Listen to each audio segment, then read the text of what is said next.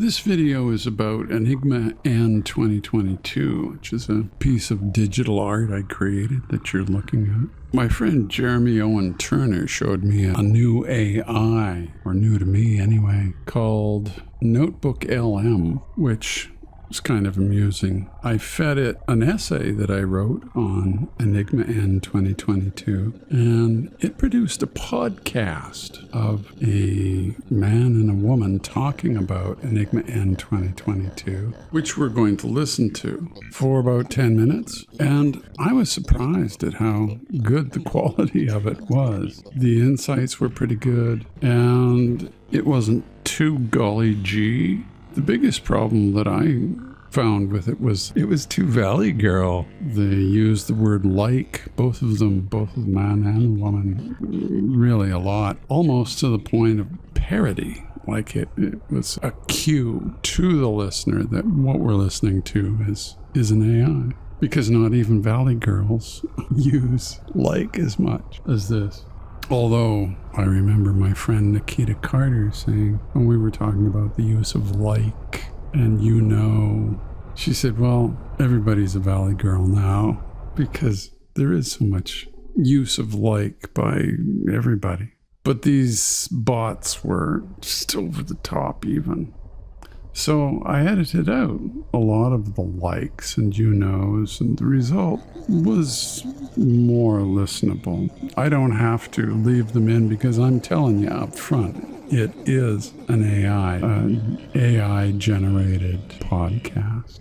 I think it's important to tell you that up front. You wouldn't probably guess that it was an AI unless you'd heard them before. I wouldn't have guessed that it was an AI had I not known. But I think it's important to tell you up front. I think that's important in this dawning age of AI, that we use them ethically. And ethical use of AI is not trying to fool people. Ethical use of AI is saying up front that it's AI generated. And if you can't do that, and if you can't say what AI it was that you used, that's no good. The podcast that we're going to hear was AI generated. However, Enigma n2022 itself, which we're looking at and listening to right now, was not AI generated. I myself wrote just about every line of that thing in JavaScript, HTML, and CSS. Finally, I'd like to add that another problem I had with the podcast was the inveterate flattery, which I edited out extensively. When you hear it talking about your own work, somehow it's less annoying than when you hear it talking about somebody else's work. We know how that works. Vanity. One of the questions to me is whether this inveterate flattery is a result of inveterate flattery in the models that it is built on. After all, NotebookLM is a statistically predictive AI. So I think to some extent, the shameless flattery is inherited from art talk on podcasts, which seems to be the model of speech that this particular version of NotebookLM is using. But it could also be partly a strategy to please the client, which is undoubtedly where part of the model material gets its motivation for being flattering, because art talk does tend to be fairly flattering, but especially in podcasts about art. So I wondered, what would we get if we were to eliminate as much of that as possible? Do we get something that has some critical acumen? Is there stuff that it says and talks about that isn't in the essay that I fed it about Enigma n2022? I can say, yes, there is a considerable amount that I did not feed it in that essay. So I should also note, I suppose, that what NotebookLM is actually for is not for generating podcasts like this, but it's a research assistant tool. So if you read books, you can feed it the PDFs of the books that you read, and you can then talk with NotebookLM in chat and ask it questions about the book or books. You can even ask it to talk about similar points that are made in different books. So it's a way of comparing books. It's a way of taking notes for books. That's why it's called NotebookLM. So it's a considerably more, broad, general thing than making podcasts specifically. Is the flattery present as well in these other iterations, these other uses of NotebookLM? I'm not sure. I haven't used NotebookLM to look at stuff other than make these podcasts. Anyway, those are my thoughts on this whole experience of feeding the Enigma n2022 essay to NotebookLM and then producing a video based on that edited podcast. I should also say that I made the visuals myself. I put the visuals together while listening to the audio of the edited podcast. So here is the deep dive into Enigma n2022. Ever get that feeling when you encounter digital art? You know it's cool, but you can't quite put your finger on why. Yeah. Like you're just missing something. At least I used to feel that way until I encountered Enigma n2022. Okay. And that's what this whole deep dive is about. Right. Trying to kind of crack that code, right? Yeah. And what's so cool about what Andrews is doing with Enigma n2022 is that it's not just like you're looking at a visual. Right. Or listening to, a soundscape. It's an experience, right? Yes. Imagine every click, every scroll that you make, and this whole hypnotic sound is kind of like ebbing and flowing around you. Yeah, it's true. You're not just a passive observer of this piece of art. Yeah. You're actively participating in shaping it with your input. Yeah. And it's that interaction that lies at the heart of what it is that Andrews is exploring here. The nature of meaning itself. Meaning, okay. So I feel like a lot of people hear that, right? And they're like, meaning, what's so complicated about that? Right. But this is where it gets wild. This is where it gets really, really cool. The entire audio landscape of Enigma n2022, every little hum, tone, sound, all of it is derived from a single 5.17 second recording of Andrews saying the word meaning. Wow.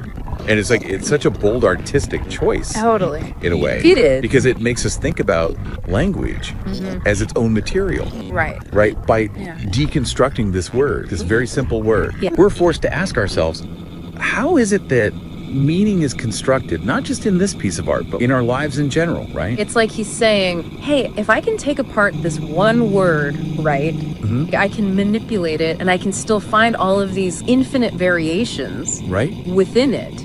What does that tell us about how we interpret meaning in everything else? Exactly. And this exploration of language, I mean, it's even more fascinating when you consider Andrews' background. Okay. He holds degrees in English literature and math and computer science. Wow. Talk about a unique combination. Yeah. Right. That's fascinating. That's really interesting. This kind of fusion of artistic and technical expertise, it's central to everything he does. Yeah. Like, this is his jam.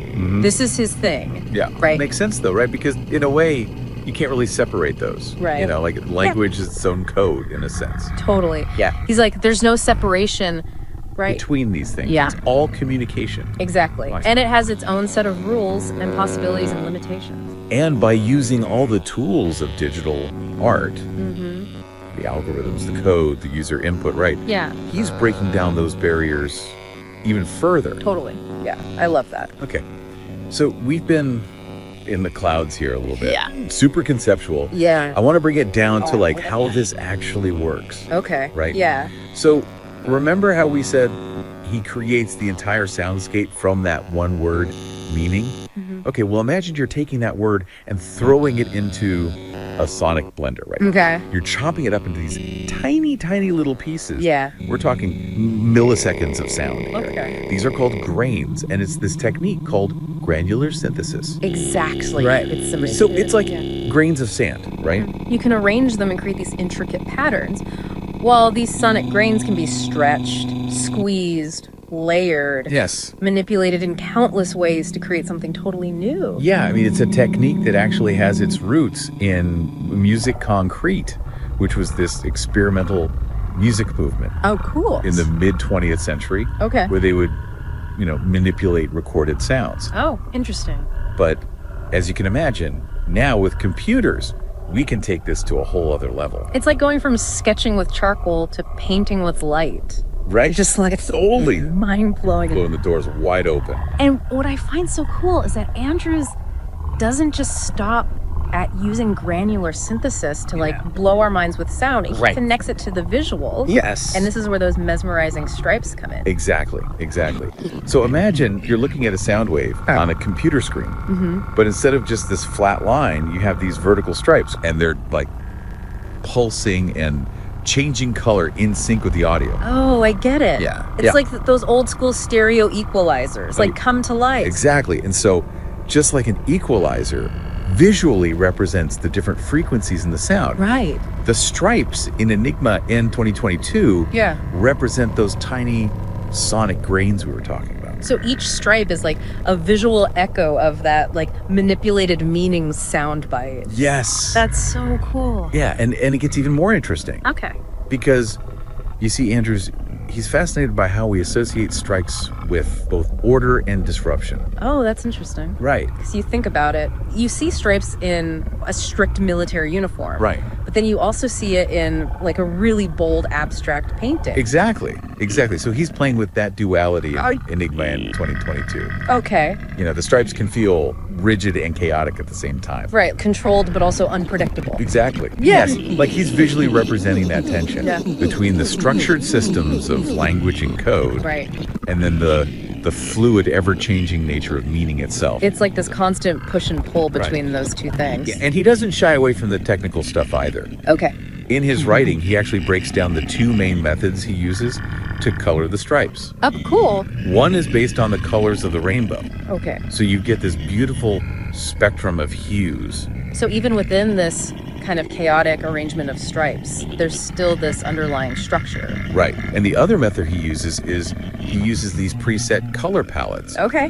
that he created himself. Wow. And he even shares some of his code. Which is awesome. Yeah. For anyone who really wants to get in there and understand the mechanics of it all. Totally. And it's that kind of transparency that makes digital art so exciting, I think. Yeah. Because it demystifies the process a little bit. Totally. It lets you engage on a deeper level. Absolutely. But it's not just about the technical wizardry for him. Right. He's also really thoughtful about accessibility. Yeah, that's so important. Right. He wants to make sure that as many people as possible can experience Enigma in 2022.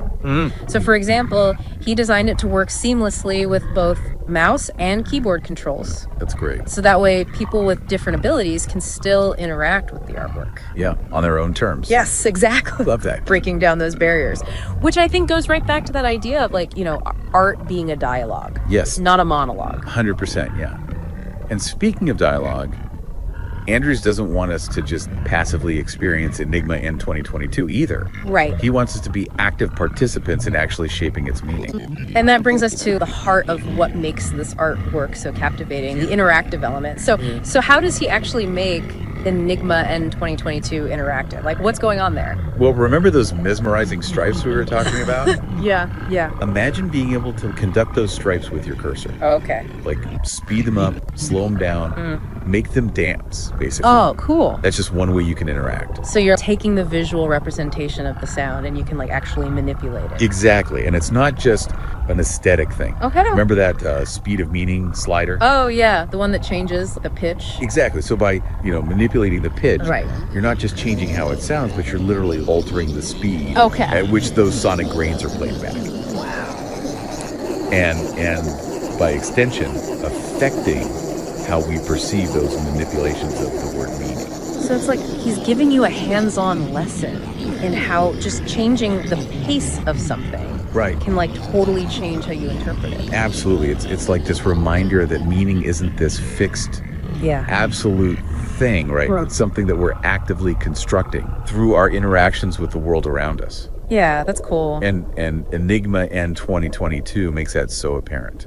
So you get to the end of that experience and you're not just looking at art, you're kind of questioning. It's like the very fabric of how we understand and interact with information. 100%. It's heavy stuff. It is heavy. It is. But at the same time, there's this playfulness to it. Yeah. You know, because he's not dictating how we should find meaning in Enigma n2022. He's giving us the tools, and he's giving us the space to kind of come to our own conclusions. It's like the difference between reading the dictionary definition of a word versus actually using that word in the sentence, right? Yes, exactly. Like to actually express yourself. And that's what's so cool about it. Yeah. You know, it's art as this ongoing conversation. It's this collaborative thing between the artist and the audience, and it's a conversation that stays with you. Right. Even after you've logged off. It's like he's giving us this set of lenses to view, not just art, but language itself, meaning itself. 100%. And maybe even more importantly than that, it encourages us to look for those layers of meaning in our everyday lives, to question our assumptions about how we interpret things. It's like opening up new pathways in your brain. Exactly. You're like, whoa, I've never thought about it that way before. Exactly. Well, if you are ready to have those pathways open and you want to go on this artistic exploration, I definitely recommend checking out Enigma n2022. And until next time, keep exploring, keep questioning, and keep diving deep.